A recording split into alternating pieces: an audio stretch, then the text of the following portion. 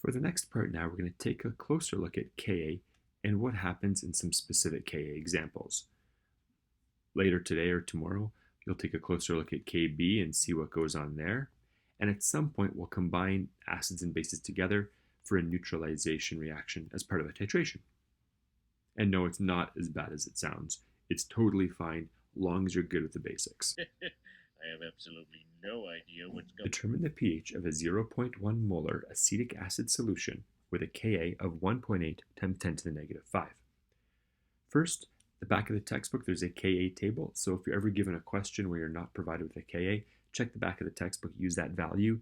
If you Google it and get that value, it's slightly different, and there's a discrepancy in how it's marked, as long as you show me it came from a reputable source, no problem with that whatsoever. I do know during testing quizzes you're looking things up, and they're designed so that you're able to do that, and that's totally fine. Second thing, this is the example that's done on page 563. Don't look there right now. Let's work through it together here. Then check the textbook after. Their example is very exhaustive in terms of explanation, and let's look at it kind of in the framework of what we've seen before, and then you can check out the textbook at that point. So where does this leave us? Well, we know that we need a chemical equation. Any time that we have a problem to solve, we have to collect our information first, and then we can move in the right direction. If we don't collect our information first, we're apt to make all kinds of terrible mistakes. So, speaking of terrible mistakes, let's get rid of that arrow and do that. Again, we're using a short form for acetic acid. You can if you want to, you don't have to.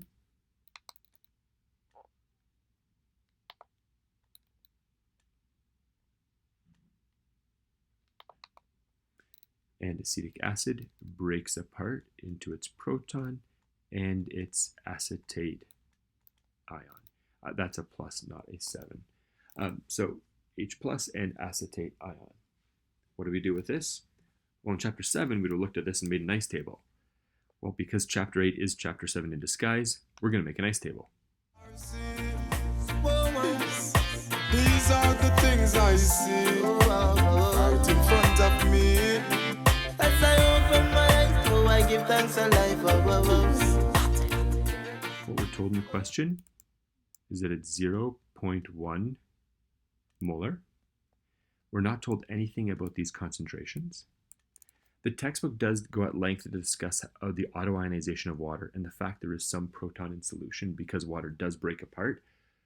In every example, that amount does not matter to what we're dealing with because our weak acids aren't so weak that that's a factor.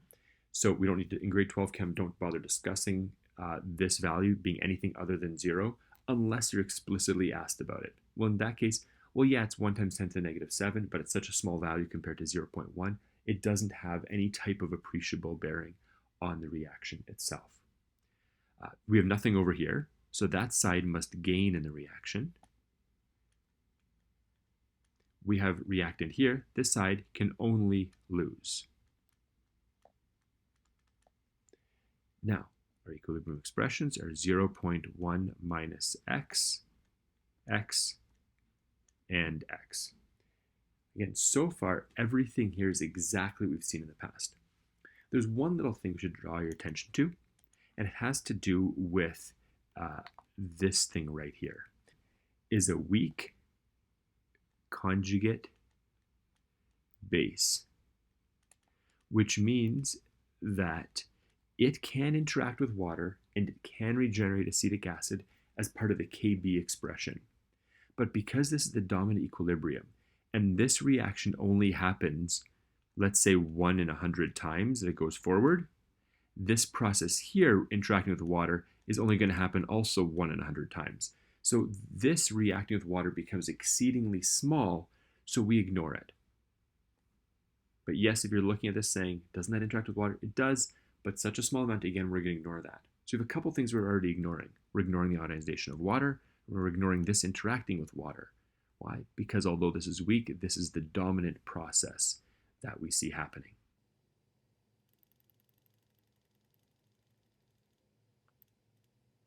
Now, what do we do? Well, what we would have done before is we would have made a KEQ expression. Well, let's do that because chapter 8 is chapter 7 in disguise. So Ka, or KQ if you want to call it, KQ of an acid, equals x squared over 0.1 minus x. This is a numerical value of 1.8 times 10 to the negative 5. So using this information now, we're able to go through and we have a regular KEQ problem as we did previously. Right away we look at this and we see that we're going to have to use the quadratic to solve this, and we want to avoid that. Fortunately, Chapter 7 gave us the small x assumption. Chapter 8 builds on that with something called the 100 rule. So I'm going to put the 100 rule in blue here just so it stands out a little bit. The 100 rule deals with that small x assumption. It basically says that if the concentration of an acid, and then we're talking about the initial concentration here, if the initial concentration of an acid divided by the Ka is greater than 100,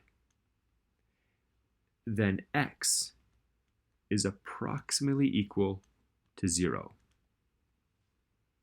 That means that if you take the concentration of the initial acid that we have, in our case 0.1, and we divide it by 1.8 times 10 to the negative 5, we get a numerical value greater than 100, that x will probably be about 0. It's definitely going to be within that 5% of error that we don't really care too much about.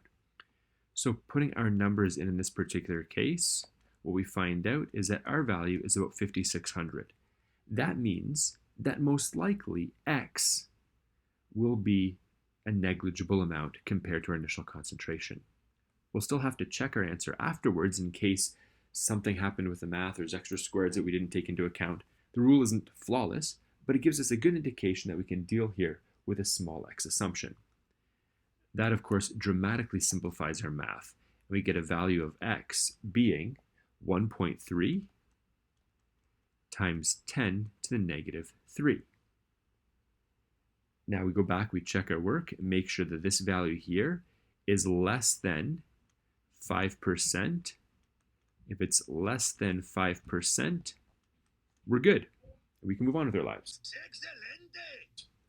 Now, we didn't answer the question yet. Going back to the question, it says, determine the pH. We have not determined the pH. So pH, just like you did with Ms. Marshafi last year, is a negative log of the proton concentration. In our case, and we'll just check it to make sure, our proton concentration is X. They're exactly the same. We don't have to change any values here. So using the negative log of our X value, we find that our pH is about 2.89. So we could write a concluding sentence afterwards, and I'm sure you can write it more legibly than that. It's hopeless. But now, in this question, to recap quickly, we've made a couple of assumptions here, which might make you a little bit uncomfortable, because with math, we're supposed to have exactly the right answer all the time. Well, we've seen with our calculator that even the calculator is going to round the quadratic when we're trying to use a solver. So we have to keep in mind that there's a couple assumptions made. We're assuming that the amount that this will interact with water to regenerate acetic acid is going to be negligible. Safe assumption, does interact, we know it's going to be exceedingly small. Yes. The autoionization of water isn't a factor. Yes. And our third assumption, the amount of X that breaks off from our initial concentration is so small that it's not going to change our equilibrium values significantly. We check that assumption is less than 5%. Then we could use our pH equation to figure that out. Never compare one pH to another as a percentage. pH is again on the logarithmic scale. So from a jump from 2 to 3 is a tenfold increase. It's not linear. We cannot use pH for error calculations, percent error, or anything else like that. Any questions about this example, let me know. I look forward to hearing from you. And when you're ready, take a look at page 563 in the textbook. Look at that example, compare them, look for any differences, and then move on to the next part of the lesson.